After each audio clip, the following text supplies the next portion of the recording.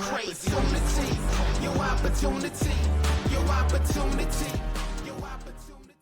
Sometimes I also invite sales to join me on those calls, but then I tell them that they have to shut up and listen, because they always want to jump in and to say, oh, but we can do this, or we can sell you more. It's really weird, but as soon as they see the spreadsheet with the list of companies, they get really excited. And then sales reps also find it a lot easier to relate to, oh, wow, so we're going to make sure that all of these companies see our advertisements, so they have at least heard about us. My campaigns 9 out of 10 times are pretty niche.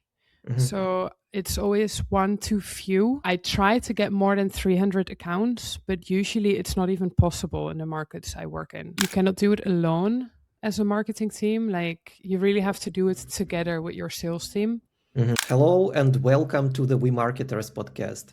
I'm Andrew and my today's guest is Michelle Wols, a Senior Product Marketing Manager at Beyond Product. Michelle is leading marketing for IT and security industries. Michelle, happy to have you today, and I want to give you the stage to share a bit of your background, so what you do there. Thanks for the kind introduction. I'm very happy to be here today too. You're very right. Like right now, I work as a marketeer only for cybersecurity and IT companies. I started out a little bit different. If you look back at my resume, I studied history and business, and then I did a master's in economics because I was sure that I was going to work for the government. But by coincidence, after my master's degree, I met someone working at a travel data analytics company. They were looking for a marketeer, so I was like, why not? It was in Valencia. I wanted to stay in Valencia. And I ended up liking that a lot more than the government job that I was preparing myself for. Like, it's a very fast-moving environment if you work at a tech company. And what I also really liked was conceptually understanding the product and the technology behind it, and then explaining it in a way that a lot of people would actually understand. Because especially in B2B, you have a buying audience, usually multiple people, and the decision maker is not often a technical person. Like, they will listen to the technical people, but you have to convince them in another way, right? So I really liked being that translator. And later, I spent 6 years at this company, so I really, really liked it. And then made a switch to a compliance company, which was more focused on privacy officers, but it already bordered cybersecurity, because a privacy officer quite often works together with a CISO. And this was an industry that I liked even more. I've never had such a critical target audience. We sent a few cold outreach messages, and people would reply saying, your privacy policy is incorrect, and until your privacy policy is updated, I won't talk to you guys. Or one time we ran this marketing campaign, and we linked to a type form, and people said, oh, what a lousy link or a shady link. Like, you can't do that. This is cybersecurity. So yeah, it really triggered my interest. And also it feels like I'm helping, making the technological world a safer world. So yeah, it's a very cool market to work in. Yeah, and that's a great story. I know so many marketers. I don't know why it happens in marketing, but I know so many people who landed in marketing accidentally. By the way, including myself. I couldn't have even imagined that I will be working on events, and all this stuff. But it happens. I guess also it doesn't really have a very I don't know. I didn't think very highly of marketing before I joined. I thought it was basically selling shit that people don't need. Yeah. And I actually start working in marketing, and it is so much more. Like, I'm very focused on the positioning aspect of products. And that's not something that you learn about in school, right? Or, I mean, I guess you do, but you don't really understand it yet.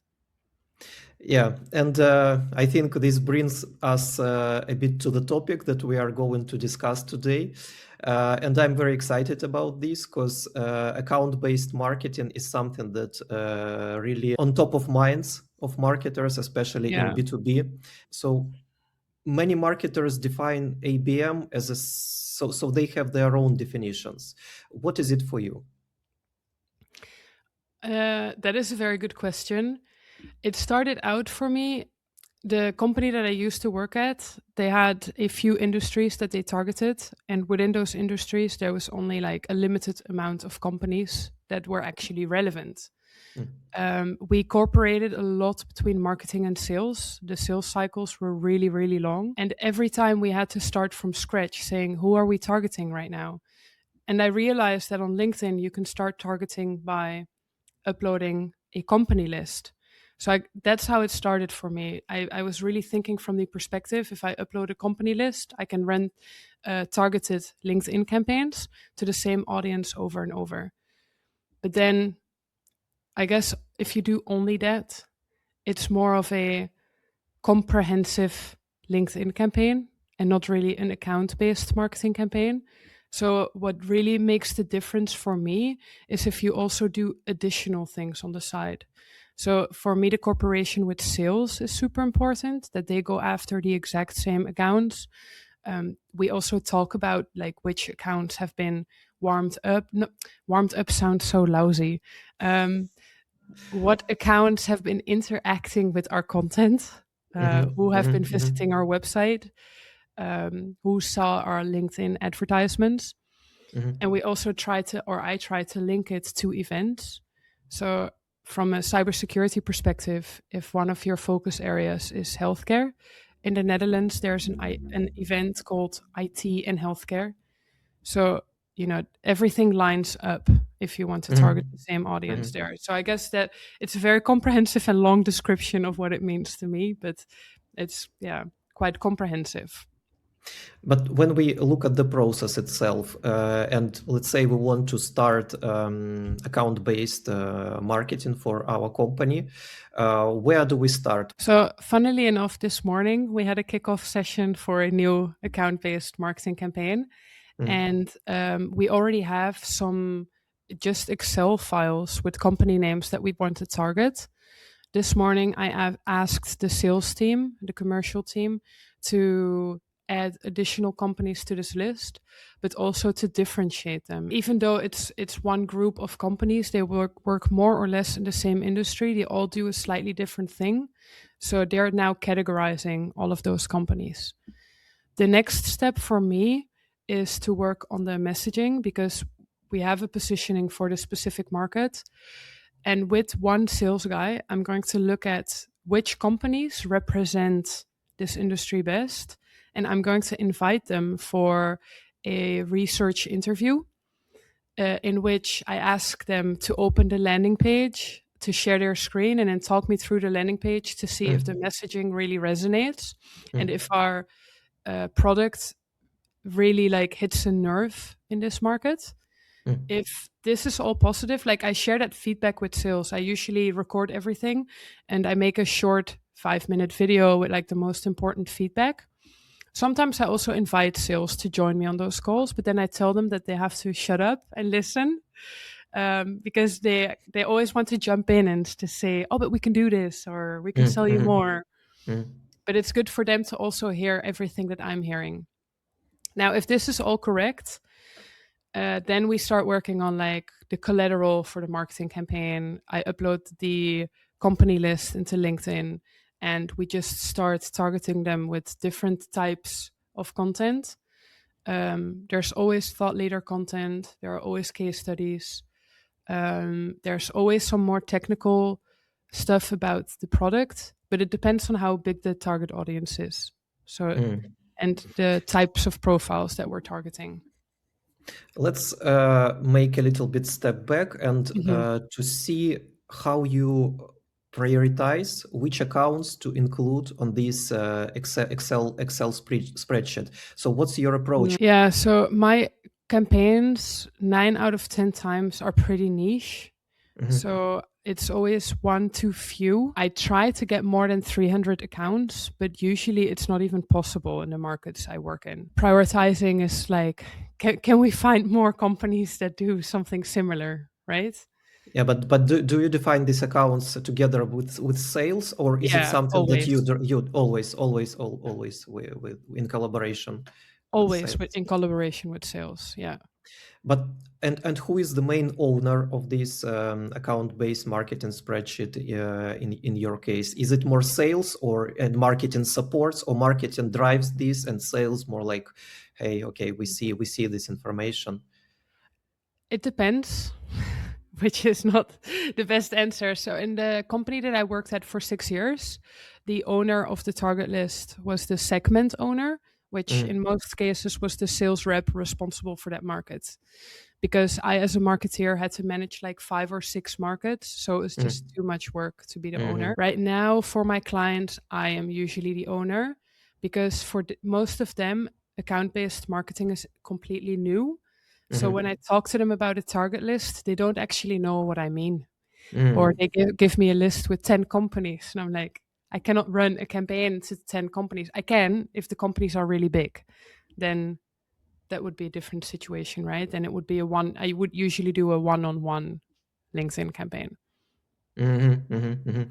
And do you also define kind of tiers for these accounts, or anyway, all the accounts that you put on a spreadsheet, they are like super important? We don't need to define tiers. If Mhm, the target group was bigger, then I would definitely do that. Then I would probably include more filters as well. So sometimes I do filter also by company size. mhm, mhm, mhm. Um, we try to specify the niche market or the product that they're selling more. So we try to condense the groups. I always like to keep the campaigns as small as we can because then they will be as adjusted to the target audience as possible. Mm. Once you created this list, sorry, I just tried to make Yeah. to make a kind of playbook out of this, because this is, I think this is really important to understand the process itself, because many people were talking about ABM, but Yeah. what it looks like in practice. For example, when we started building this for our company, I had to Google a lot Yeah. to find out how actually people are doing this, and I found nothing but just general, general approaches. Yeah, and also I found a lot, like I started to look for ABM tools to help the work go easier. And also I was Mhm, like, now we're only targeting companies on LinkedIn. Could we also target them on Facebook or, on other platforms? And how would we have to do that? And then you find tools like metadata, but mm, it's all like very big and extremely expensive mm, tools, especially if you run very small and niche campaigns, then it's not even worth the effort. So mhm. yeah, you kind of have to figure out by yourself, right? How to Yeah, do what's yeah, right for your organization. yeah. And what the strategy for you look like? Do you implement kind of the same approach for everyone, or do you look at the each and every account and see, okay, for this company we will do these activities, for these companies we will do something different? Yeah, so I guess like if I take the meeting that we had this morning, their target audience is super niche. Everyone works in digital identity. Mhm, So you can think about the easiest way to represent it is like, the e-wallet on your phone. They work in this industry. And it is extremely specific and they have two different products. So I always think from who are we trying to reach and how big are those organizations?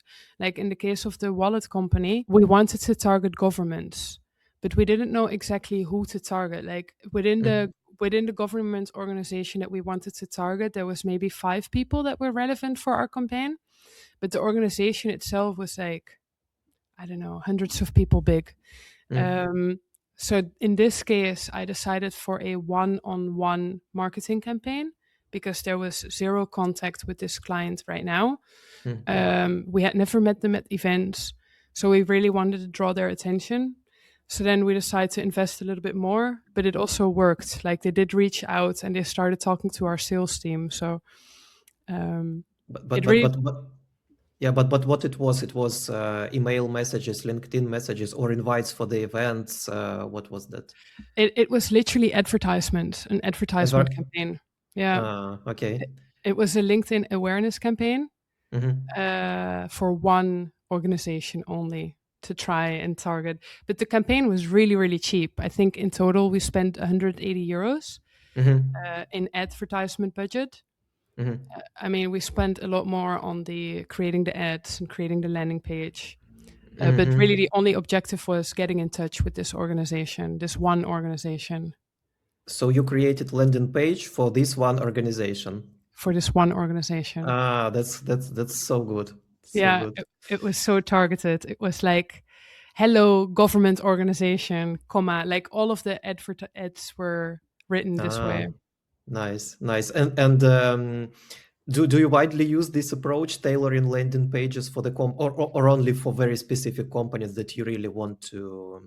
Only for very specific companies. For very specific. Yeah, like another target audience that they have are telecom providers.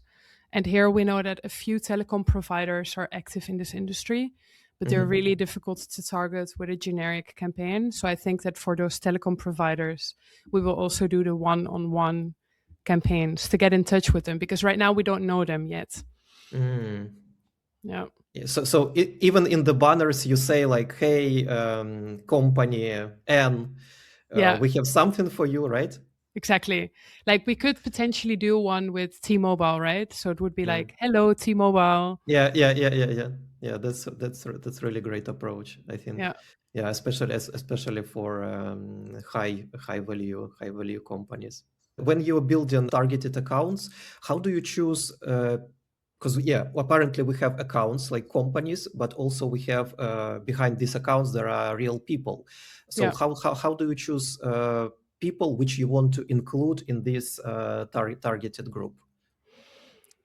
Usually the sales team has a pretty clear idea of the people that we need to target. Like I always just ask them, when you have sales conversations, who do you speak to? Like who joined the conversation? That helps. If they don't have a clear answer, I have also, downloaded lists from HubSpot and then just kind of manually going through the job titles and seeing what kind of people are they. And then those are the people that I add to the campaign. But once the campaign is running on LinkedIn, I do also check, like, I don't know, after the campaign has been running for 2-3 weeks, I check which job titles interact most and best with the campaign to see if we can filter some of them out. You mentioned several times LinkedIn. I think it's a golden standard for ABM, right? But also you said that you are trying doing some other channels. Could you maybe share here what exactly you do and which channels really work here? So I have tried Meta a few times because they also, I don't know, I haven't done this recently, so I don't know how it is now, but they also allow you to upload company lists. So I have done that. It didn't work badly in the past, but it was just that the match rate of the uploaded list was super low. It was like, I don't know, a 10 or 20% match rate. So the conversion was good, but then the target audience was just tiny. So that one I don't do. I do Reddit sometimes, but it's best for only awareness. And you can really only use it if there's a very, very specific and niche subreddit. Oh wow, so, that's very interesting. Could you give an example? So one of my clients, they focused on system administrators at schools in the United States. And there's a subreddit called K-12 sysadmin. So that is like the perfect target audience for this campaign. So in this case, I did do it because you can do the same. You can upload a list of all of the K-12 schools in the United States to LinkedIn. So you target them on both platforms. And on Reddit, you use native ads or... So you use ads. I thought maybe you are participating in these discussions. So this specific subreddit doesn't allow you to participate in the discussions unless you can prove that you are a K-12 sysadmin. I see. Because they don't want suppliers to also reply to posts. So their mods are super strict in who can reply to posts and who cannot. So for this one specifically, it is only advertisements. When we look at ABM, just from a general point of view on all the work that you do, what is the most intimidating thing for you with ABM? I think the part that we struggle with most is still, the preparation phase with sales works really well. But we are also we believe in demand generation. So it's mostly about building awareness. Yeah. We hardly do any lead generation campaigns. So I hardly ever do a download this white paper type of campaign. Yeah. So the difficulty really still is, when do we ask sales to contact one of the accounts that I see are interacting a lot with our campaign? And then how do we contact them? I think this is probably still the most terrifying part of the account-based marketing campaigns. Yeah, that's really interesting. And how do you usually overcome this? So right now I do it by being a little bit more involved. So like I said, when I asked sales in the beginning, can you create the target list? They didn't really know what I meant. So now also with the accounts, so I would on a weekly basis open LinkedIn, show them what accounts are interacting with our campaign. And now I'm making very specific suggestions saying, this account has been interacting. I looked into their profile. They have been doing this and this. One of their employees shared a post about this topic.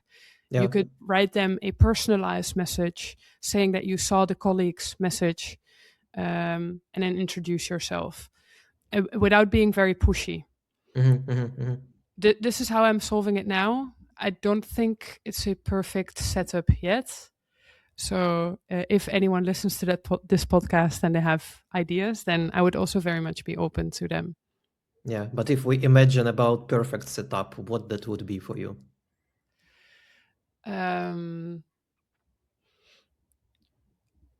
Well, the perfect setup for me would be to work with a sales rep who does consultative selling and who isn't very pushy in that sense, but they really understand, like, they see the list of accounts and they just know how they're going to reach out to the specific accounts. Like, that would be the perfect cooperation. But especially in teams where account-based marketing is new, that just doesn't happen very quickly. So yeah, it takes a little bit longer to find the right way of working together. Yeah, it's very interesting. But so in most cases, these are clients that you work with, right? On ABM. Yeah, so they already understand why they need ABM, or is it something that you need to sell to them? No, we definitely have to explain it to them. Yeah. But also it does always really resonate with them. So it's not like I have to convince them that this is what we should be doing. It's more explaining why it works and how it works and what the different steps are. But they never really argue whether or not it's a good idea. Like, they all, as soon as they have, it's really weird, but as soon as they see the spreadsheet with the list of companies, they get really excited. And then sales reps also find it a lot easier to relate to. Oh, wow. So we're going to make sure that all of these companies see our advertisements, so they have at least heard about us. Yeah. And how do you measure the success of your campaigns, of ABM campaigns? I do that in a few different ways. Like, I look at the engagement rates, of course. I look at how many accounts are engaged. Like, beforehand, based on, industry standards, I make a quick and dirty calculation. Like, let's say we target 300 accounts, then my quick and dirty translation would be at least 30 accounts should be interacting regularly with this campaign. And if we don't reach that, then something is going wrong. If we do thought leader ads in the campaign, if they don't get a click-through rate of more than 5%, something is going wrong. Like, all of these things I keep into account. If we do get the web traffic, but then they don't convert, then I always go back to doing the interviews with prospects. So then with sales, I pick out a few companies that fall in the target audience. I send messages. We always pay people for those interviews. So I Mhm. literally contact Wait, people. wait. Let's dive deeper into this. So you pay Okay. people for participating in interviews. What it looks like? For example, you have these 300 targeted companies. Yeah. Are those people from one of these companies, or they Yes. from similar? Okay, and yeah, please. Yeah. Yeah. They always are from they have to come from the list of accounts. Mhm. Um, I look at the job titles of people, like who really fall in like the heart of our audience. And Mhm. I look them up on LinkedIn Sales Navigator, and I sent them a Yeah. message saying, it helps that I work at an agency, so I Mhm. always tell them like, in exchange for €100 voucher for any Mhm. web shop of your liking, Yeah. would you want to spend 30 to 45 minutes with me, because Mhm. I'm looking for feedback. Um, the client won't join, and if you want, you can be completely anonymous. So I don't even share your name with the client. It's just sharing feedback. And in those conversations, I always ask them about, what problems are you perceiving when it comes to this topic? Are you Mhm. Mhm. currently already using a product? Um, and then I ask them to open the website, or I ask them to open Yeah. the advertisements, and I say, can Mhm. you read out loud what you're looking at? Or can you explain to me how you would navigate through this page? Can you read this section for me and let me Mhm. know if it resonates? Um, so that's how I get feedback. It's very qualitative feedback, if you will. Yeah, for sure. It's such a great approach that you not making guesses, but just go to people who are relevant to you and just ask them. Yeah, Yeah. it's so good. It's so good. And also internally, like, I think we've all written landing pages, and then you share landing pages with your colleagues, and then they say, oh, you wrote this really weird. I would write it like this. Or this is not really what we do. You should change it. But now I Mm-hmm. have videos of prospects who say, yeah, I really don't understand what you say here. So Yeah. it's like, it's also for internal reports. It works really well. Michelle, when you look back at all your work, what was maybe you can recall some fuck ups or something that went wrong in your work? So one time for one client, we wanted to do a one-on-one campaign. Mm-hmm. So one campaign to one company. And I thought it was a really good idea. We made very good ads, or so I thought. I mean, I wrote them, but they were very, we went full in. So we told them, you really need us. Your Mm-hmm. technology is not Yeah. not good right now. You really need us. Blah blah blah. And then we had this campaign running. And the mistake that we really made was we already knew them, but I wasn't really Mm. aware of this. So the sales team had already have connections with a few people in the organization. Yeah. So Yeah. they started to reach out to us saying, are you spamming us? Is this real? Mm. Is this a Yeah. phishing Yeah. attempt? Yeah. And also, like, as a good or a best practice, I'd read somewhere like you should also use the logos of the companies that you're targeting. So we Mm. used their logo in the ad, and then we got a Mm. letter from them asking for money because we had violated the rules around using their logo. Yeah. So this whole campaign, like, I mean, we were able to turn it around, and the sales guy was Mm. able to make it into a joke. Like, yeah, we just wanted to make sure that you remembered that we existed. And then they were replied nicely. They say, "Oh, we remember." Yeah. Yeah. Yeah. But yeah, so next time I always ask, okay, you want to get in touch with this organization, but do you already know people there or not? Because if you know people there, then it can get awkward. And Mm-hmm. I don't use logos anymore in the You don't no, use. no. So we Okay. address them by name. So we would say hello organization, but we wouldn't use Mm-hmm. their logo. And also because they couldn't see, right, who we were targeting. So they thought that we Mm-hmm. were abusing their logo to appeal Mm-hmm. to other organizations. So yeah, Yeah, yeah, yeah, yeah, we weren't. But yeah, it was awkward. yeah. And what was the biggest learning for you, let's say in the last 1 year or 2 years? Could you recall something? The biggest learning. Well, I do remember the hallelujah moment when I first did a account based campaign on LinkedIn Mm-hmm. because the Mm-hmm. click-through rate and the Mm-hmm. engagement rate were just so much higher than what I was used to. Yeah. I was like, oh my God, this actually works. And when something is not working for you, for example, you see that this how it's called warm-up rate or response rate is lower than you expected. What are the main things you look into to make sure that to fix the campaign? That's a very good question. And I think in general, I've seen two problems occur. One is fixable, the other one isn't. So the fixable mistake is always the messaging is just not correct. Like you're assuming that organizations have a specific problem and they just don't have that problem or they don't perceive that problem. So in that case, that the interviews always help to find this out. The second problem, and that was one time when we were trying to target small and medium enterprises in the manufacturing industry, and they are just not on LinkedIn. So it was just not the right channel to target them.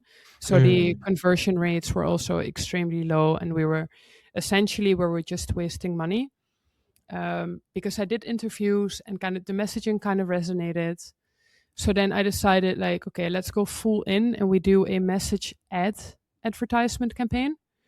So we make 100% sure that all of those people actually read what we have to say. And even then, the conversion was just so low. So it was just not the right channel that we were using. And what was the solution in that case? Like in general, it's like if company doesn't have LinkedIn, what to do?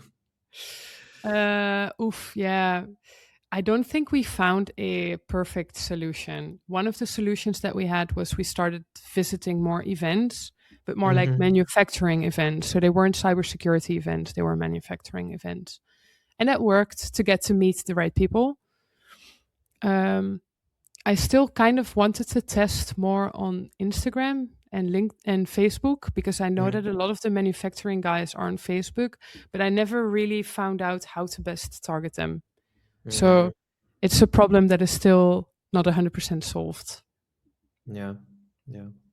Michelle, we've covered a lot today. I think we have the whole playbook of how to start and where to go with ABM. What would be one piece of advice from you to someone's just exploring ABM to implement in their company? Well, my piece of advice would be that you cannot do it alone as a marketing team. Like you really have to do it together with your sales team. And that would be my one piece of advice. Like talk to sales and make sure that you also buy into the idea and that you have like a good follow-up to actually convert the accounts that you're making aware of your company's existence. Yeah. And I would add, pay your potential customers to have interviews with you. That is also like that works really well. Yeah. Or at least ask them. Who knows? Maybe people already have good relationships, right? And they can just ask, like on a serious note. This very very valid practice. Yeah, I always say, don't be afraid of your clients. They don't bite. Yeah, absolutely. Don't be afraid to ask. Like people like talking about their job. So yeah. Start your own podcast and invite your potential customers, right? That is also a good idea. Yeah, absolutely. Yeah. Give them something in exchange. Yeah. Michelle, thanks a lot for joining me today. It was a really great conversation. What is the best way for our listeners to connect with you? Definitely on LinkedIn. Perfect. Everything is in show notes. Michelle, thank you very much and have a great rest of the day. Bye-bye. Thank you for having me. Bye-bye. Winning is crazy. Your opportunity.